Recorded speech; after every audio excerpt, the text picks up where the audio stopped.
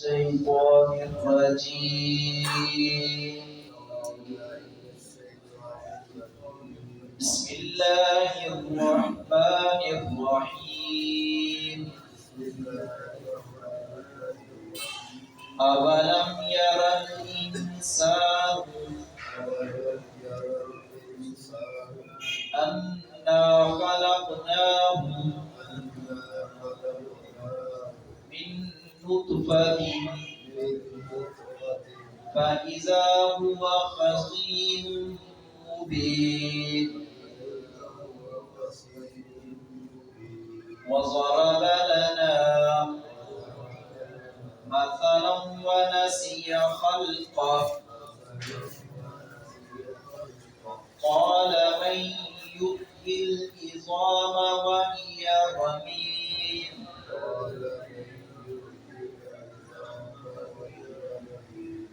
قل يحييها الذي أنشأها أول مرة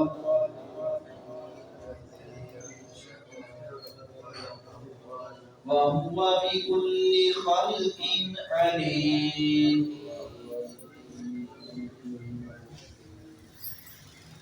خالق کائنات نے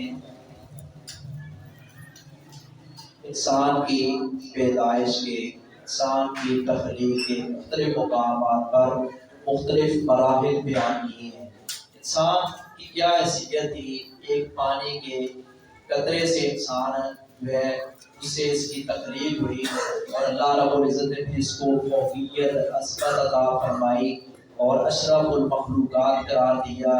انسان کو چاہیے کہ وہ اپنے آپ کو انسانیت کے دائرے میں ہی رکھے اور اپنے اندر انسانیت پیدا کرے، اپنا کردار اچھا بنا کر رکھے، پکا سچا مسلمان بن جائے۔ انکار کرنے والوں نے انکار کیا کہ قیامت، نبی کریم صلی اللہ علیہ وسلم سے استہزاء کرتے تھے کہ قیامت کب آئے گی، لے آؤ قیامت اگر تم سچے ہو۔ تو اللہ رب العزت نے مختلف مقامات پر ان کی باتوں کا جواب دیا۔ یہاں بھی اللہ رب العزت نے فرمایا کہ یہ مردہ کو اللہ رب العزت زندہ کرے گا، یہ ہڈیاں جو گسیدہ ہو جائیں گی ان کو اللہ رب العزت زندہ کرے گا۔ صحیح بخاری میں بھی ایک واقعہ ہے بنی اسرائیل کا، رسول اکرم صلی اللہ علیہ وسلم نے بیان فرمایا، وہ شخص جس نے زندگی میں کوئی خیر کا کام یا اچھا کام نہیں کیا تھا، مرنے لگا تو اس کے دل میں خدا کا خوف پیدا ہوا، تو اس نے اپنے برساء کو یہ وصیت کی، جب میں مر جاؤں تو مجھے جلا دینا اور میری اپنا جلا کر میری راکھ آدھی سمندر میں بہا دینا اور آدھی ہوا میں اڑا دینا۔ ان کے برساء نے ایسے کیا تو اللہ رب العزت نے اس راکھ کو جمع کیا اور اللہ رب العزت نے حکم کیا، وہاں سے پھر وہی انسان دوبارہ زندہ ہوا۔ تو یہ اس طرح کے واقعات بھی ملتے ہیں۔ اپنا اللہ رب العزت نے یہ واقعات بنی اسرائیلی واقعات اہل علم کہتے ہیں کہ ان کی نہ تصدیق کرو نہ تکذیب کرو، اب اگر تم چاہے تو ایسا کرو، ایسا نہیں اس کو کرنا چاہیے۔ یہ اللہ رب العزت نے ایک واقعہ بیان فرمایا ہے بنی اسرائیل کا۔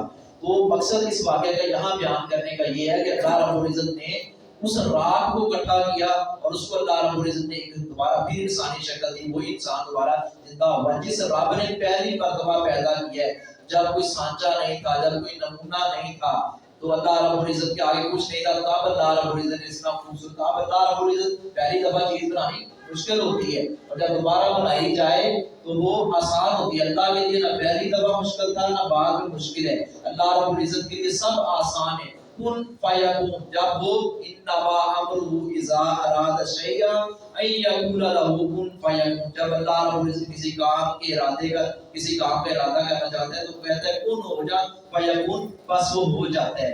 اولم یر الانسان، کیا نہیں دیکھا انسان نے، انا کہ بے شک ہم نے خلقناہ پیدا کیا اس کو، من نطفۃ قطرہ منی سے، فاذا پھر ناگہاں ہو گیا، ہوا قسیم مبین، وہ جگڑنے والا، مبین کھلم کھلا۔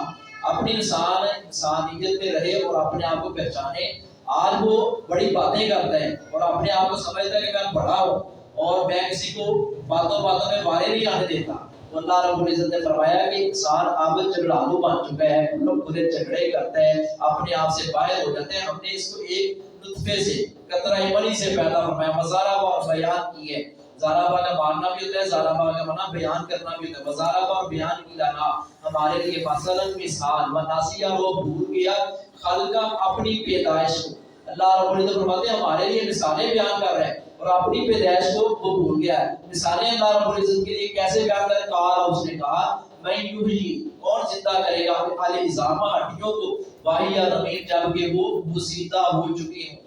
وہ یہاں اللہ رب العزت نے جو اپنی اس نے انسان کی تخلیق کا تذکرہ کیا ہے، یہی سمجھانا مقصود ہے کہ وہ پہچانے کہ میری کیا حیثیت تھی اور میں کیسے میری پرورش ہوئی، کیسے میری پیدائش اور تخلیق ہوئی۔ تو اب میں اللہ رب العزت کے آگے مثالیں رکھ رہا ہوں، اللہ کو مثالیں دے رہا ہوں اور اللہ رب العزت سے سوال کر رہا ہوں کہ یہ اپنا نبی کریم صلی اللہ علیہ وسلم کے یہ مردہ ہڈیوں کو کون زندہ کرے؟ قل یحییھا، آپ کہہ دیجئے زندہ کرے گا ان کو الذی، وہ ذات، وہ اللہ جس نے انشاء پیدا کیا ان کو اولا پہلی بار، وہو اور وہ بکلی خلق علیم، ہر طرح کے پیدا کرنے کو خوب جانتا ہے۔ اللہ رب العزت ہمیں اپنی معرفت اور اپنی توحید کی سمجھ عطا فرمائے۔